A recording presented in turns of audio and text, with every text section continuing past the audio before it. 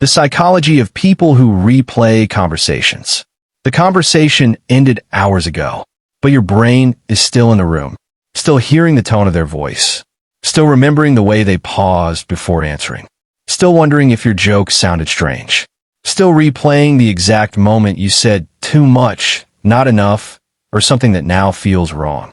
Everyone else has moved on. The moment is over. The people are gone. The room is quiet. The phone is silent. But inside your mind, the conversation keeps happening. Again, and again, and again. You remember one sentence, and suddenly your body reacts like you're back there. Your stomach tightens. Your chest feels heavy. Your face gets warm. You think, why did I say that? Did they think I was weird? Did I sound rude? Did I make them uncomfortable? Do they see me differently now? And even if nothing bad happened, your mind starts searching for something bad. A small pause becomes evidence. A short reply becomes rejection. A neutral expression becomes judgment. A change in tone becomes a sign that you did something wrong. This is the psychology of people who replay conversations. They do not replay them because they enjoy overthinking. They replay them because their brain is trying to protect them. From the outside, it may look like they're dramatic, but from the inside, it feels like trying to make sure they're still safe. Because for some people, social situations do not end when the conversation ends. They continue inside the nervous system. The body keeps scanning. The mind keeps checking. The memory keeps reopening. Not because they want to suffer, but because part of them believes that if they can understand exactly what happened, they can prevent pain next time. Maybe if they find the moment they sounded strange, they can fix it. Maybe if they find the moment someone's energy changed, they can explain it.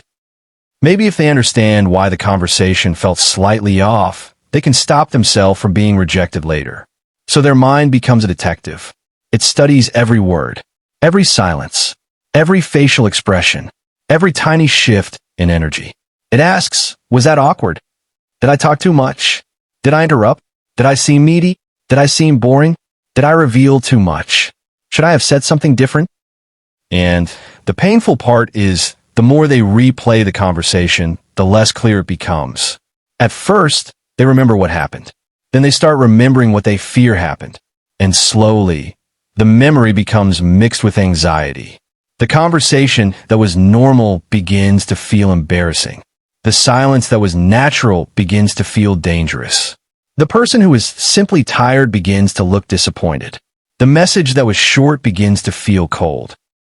This is how overthinking turns ordinary moments into emotional evidence. Not because the evidence is real, but because the fear feels real. And when fear is loud, the brain starts treating possibilities like facts. Maybe they hated me. Maybe I annoyed them. Maybe made it awkward.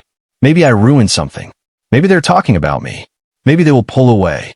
But underneath all of those thoughts, there is usually one deeper fear. The fear of being rejected. Because people who replay conversations are often not just thinking about words. They're thinking about belonging. They are asking, am I still accepted? Am I still safe here? Did I lose connection? Did I become too much? Did I do something that will make them leave? And sometimes this comes from growing up in environments where small changes mattered. Maybe someone's mood could change suddenly. Maybe love felt unpredictable. Maybe silence meant punishment. Maybe a different tone meant something bad was coming. Maybe they had to read people carefully just to feel safe. Because not every thought deserves investigation. Some thoughts are not truth. Some thoughts are just fear looking for a place to land. And sometimes, the kindest thing you can say to yourself is, I do not need to solve a conversation that is already over. You can notice the thought without obeying it. You can say, my brain is replaying this because it wants certainty. But certainty is not always available.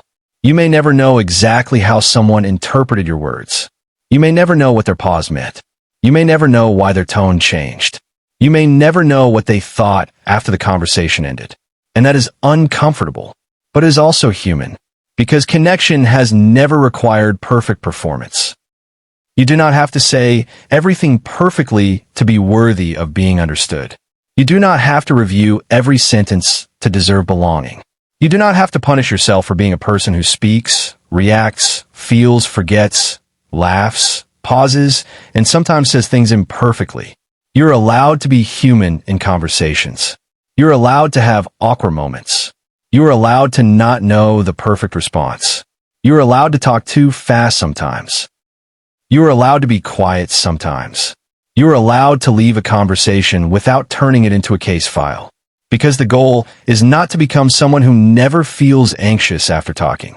The goal is to teach your mind that anxiety is not proof that something went wrong. A heavy feeling does not always mean you made a mistake. A racing thought does not always mean there is danger. A replay does not always mean there is something to fix. Sometimes your brain is not showing you the truth. Sometimes it is showing you an old fear. A fear of being judged. A fear of being misunderstood. A fear of losing connection. A fear of being too much. A fear of not being enough. And maybe that fear deserves compassion, not more punishment. So the next time your mind replays a conversation, pause. Do not attack yourself for overthinking. Just say, I see what my brain is trying to do. It is trying to protect you.